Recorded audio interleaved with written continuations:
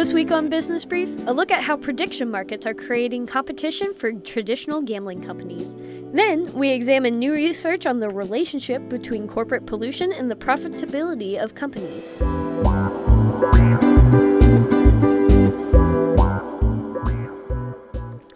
Welcome to Business Brief, Missouri Business Alert's podcast focused on the business news and issues shaping the state.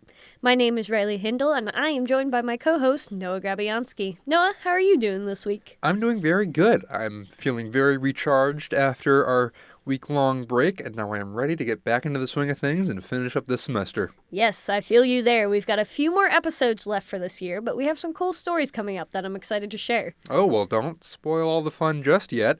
Why don't we hop into the headlines instead? All right, go for it.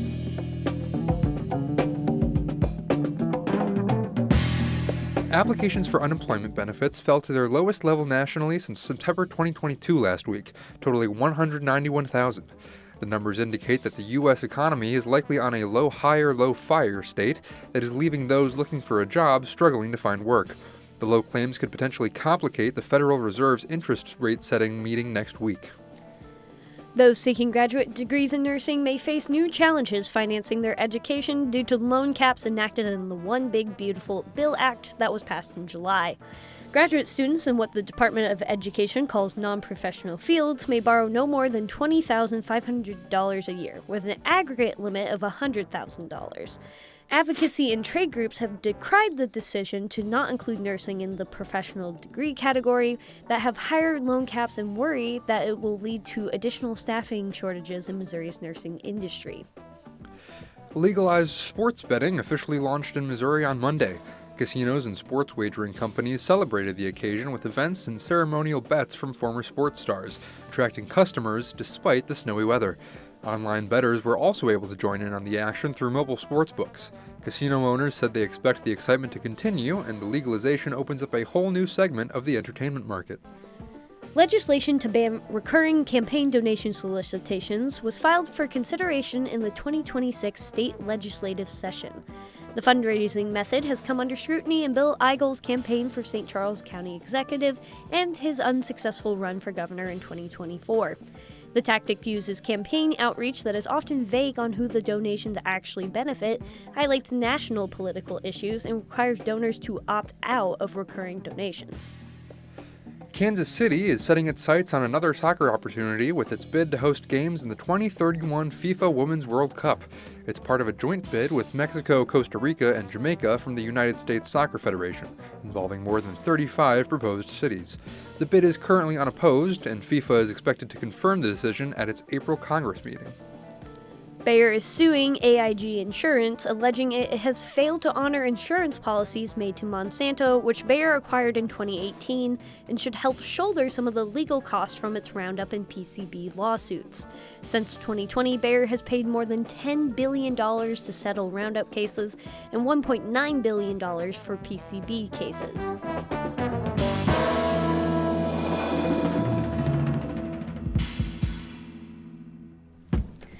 Legal sports betting launched in Missouri this week, but in Missouri and across the country, new competitors are emerging for traditional gambling companies.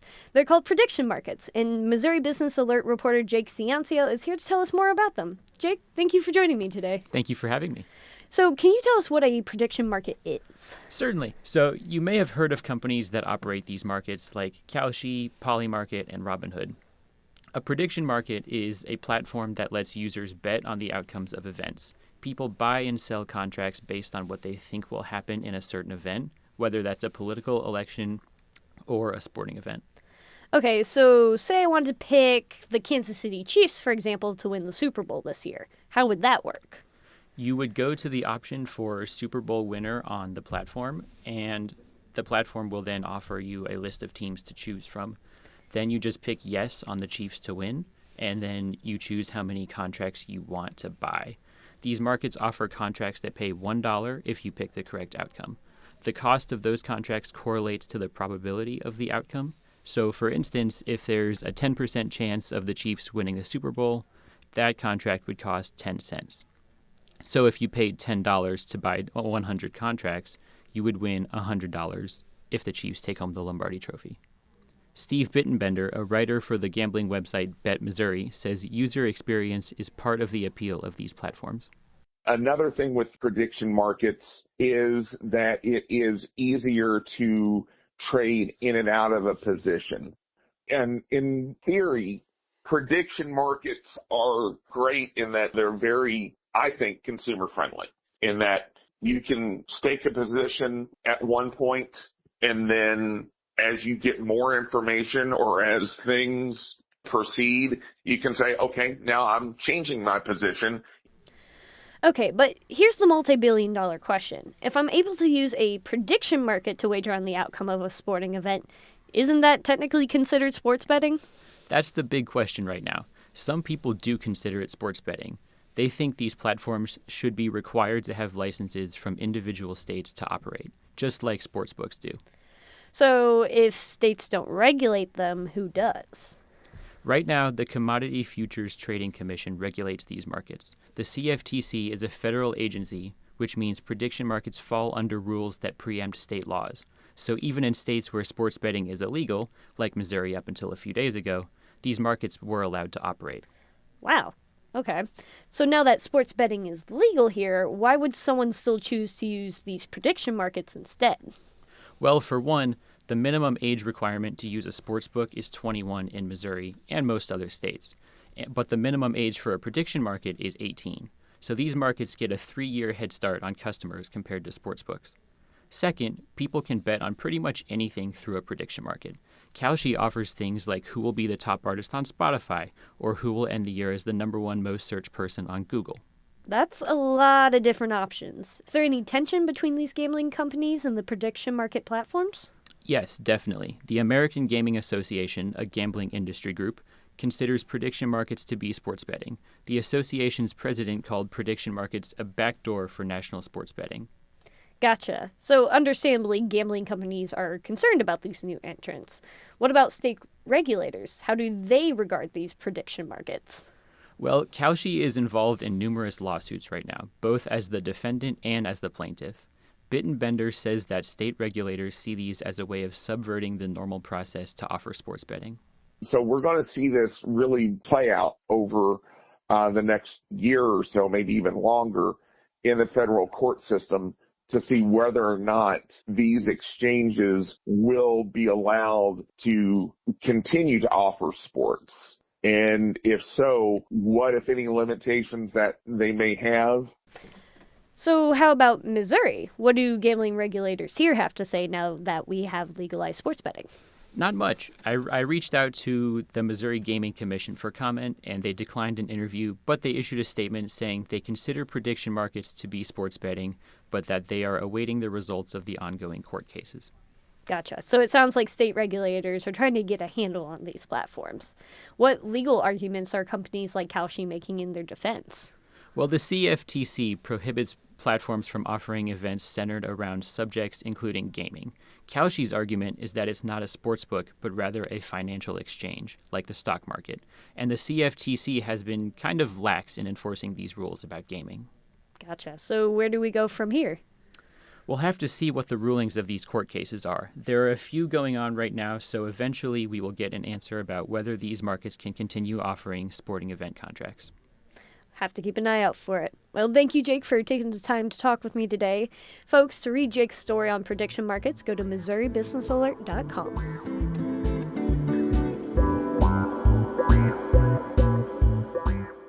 For our next story, we examine new research about the relationship between corporate pollution and specific characteristics of companies that own the facilities studied. So what did that research reveal? The research team found that on average, companies that were more profitable with relatively few patents and fewer employees tend to release more toxic waste into the environment than unprofitable companies with higher levels of innovation and more personnel. Huh. How did the team come to those conclusions? That's what reporter Wee Kai Wu wanted to find out. She spoke with Mahela Fikru, an economics professor from Missouri University of Science and Technology, about the methods used to conduct this research and what it reveals about corporate pollution. Here's part of that conversation. Thank you so much for participating in our interview and broadcast. Would you please give a short introduction of your research and how you come up with the idea and carry it out? This particular study is a part of a larger project which looks at the relationship between the environmental performance of industrial facilities and their economic or financial performance. And as part of this bigger project, we're also interested to look at how the actions and strategies of facilities could affect societies and communities that host them. So in this particular study, we were interested to look at what factors are strongly correlated with toxic chemical releases. So is it the internal factors measuring firm capabilities and resources, or is it the external factors such as the demography and the socioeconomic status of the surrounding communities? So what's the main findings of the research? So we find that it is the internal factors that are more strongly correlated with the percent of toxic chemical release to the environment.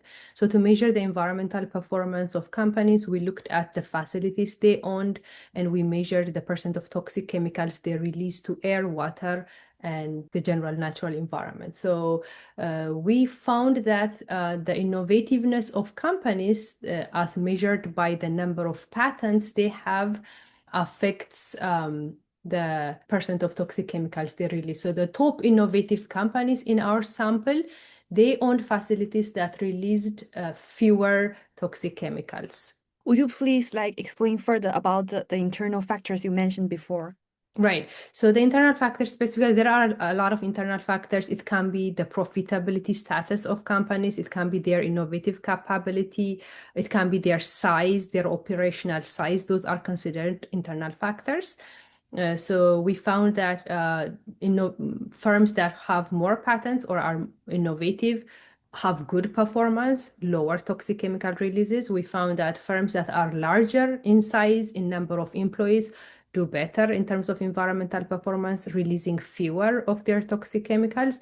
And we also found that companies that have higher profitability as measured by their net income tend to have a higher toxic chemical release or a poor environmental performance. Can you explain further about their profitability and their release of toxin relationship between the two? Right. So we measured the profitability of companies using their net income. And this data was collected from PitchBook, which is a financial database. So we used our institutional subscriptions. So we found that facilities owned by companies with a positive net income. So net income is revenue minus cost. So if they have a positive net income, they released on average 40% of their toxic chemical containing waste to the environment, whereas facilities owned by companies with a negative net income, meaning less profitable or unprofitable, they released on average 31% of their toxic chemical waste. So this indicated to us that the more profitable companies released more, whereas the less profitable companies released less. Do you have further explanation of why they have released the toxic things, or it's just a finding? So that's a finding. We speculated several things and hypothesized several things. So for us, this means having a strong financial performance does not necessarily mean you are environmentally responsible. It could be that they're making more money, but they're not necessarily investing in cleaner production technology. They're not necessarily investing in pollution prevention or cleanup, or they don't have waste management facilities. So what is new in this case is there are studies which find a relationship between the external factors and the environmental performance of companies. So research broadly shows that facilities that are located in less populated, economically disadvantaged rural communities, they do poorly in environmental performance. What we bring to this picture is even in the same location, the internal factors of the companies affects their performance. So we bring into picture the corporate characteristics. This could also affect environmental performance. It's not just the location or the geography. Thank you so much. All right. Bye-bye.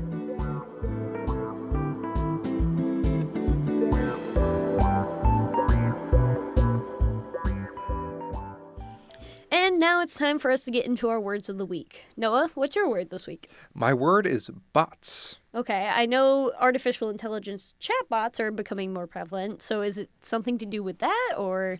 Not quite, but it does have to do with AI. Patients and doctors have started using AI tools to fight claim denials, prior authorization, and big medical bills.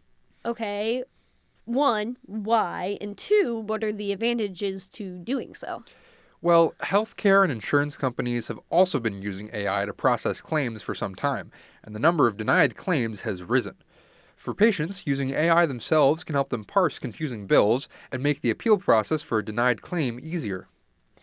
Are there any drawbacks to doing that? Yes, it is by no means a perfect process right now. AI tools just aren't always accurate, meaning that human intervention is usually needed. And some experts worry that pitting AI versus AI may cause more harm than good, which has led some states to propose legislation to manage how insurers, doctors, and patients can use the technology for these issues. But that's all I've got this week. What is your word, Riley? So my word is actually a letter this time. It is K for K-shaped economy. I don't think I've ever heard of that before. Well, you're not the only one, because it's only recently become more prevalent. It was popularized by a professor at the College of William and Mary in Virginia to explain the muddy period that the U.S. economy is going through and the differences in how high-income and low-income households are faring during it. Okay, so I kind of get that, but I don't understand where the K shape comes from. Well, think of it this way, right? The upper half of the K represents high-income households. They're seeing their income and wealth rise because they benefit from the rise of asset inflation. The lower half is the middle and low-income households that are struggling with weak income gains and affordability issues. Okay, that makes a little bit more sense now. So what does that mean for the economy moving forward? Well, economists have found that consumer spending has been largely propped up by wealthier households the last couple of months, which they worry isn't sustainable for the economy in the long run. Should layoffs worsen, consumers would likely pull back sharply on spending, and that could cause a recession. I think I would like to see the economy move to a different letter. That all depends on what letter it is. For our closing thought today, here's Mihaela Fikru, the Missouri S&T economist, speaking to the importance of developing innovative solutions to managing corporate pollution. So innovative firms are more likely to manage their wastes. So it is definitely important to invest in more innovative, cleaner production technologies and better waste treatment practices. So having the technological capacity or the innovative capacity is good, and we have to promote that. Well, that's all for this week. The M33 Project provided the music for this episode. For my co-host Noah Grabianski and editors Trevor Grandin, Kelly Duruk, and Michael Stacy, I'm Riley Hindle, and this has been Business Brief. Thank you for listening, and we'll talk to you next week.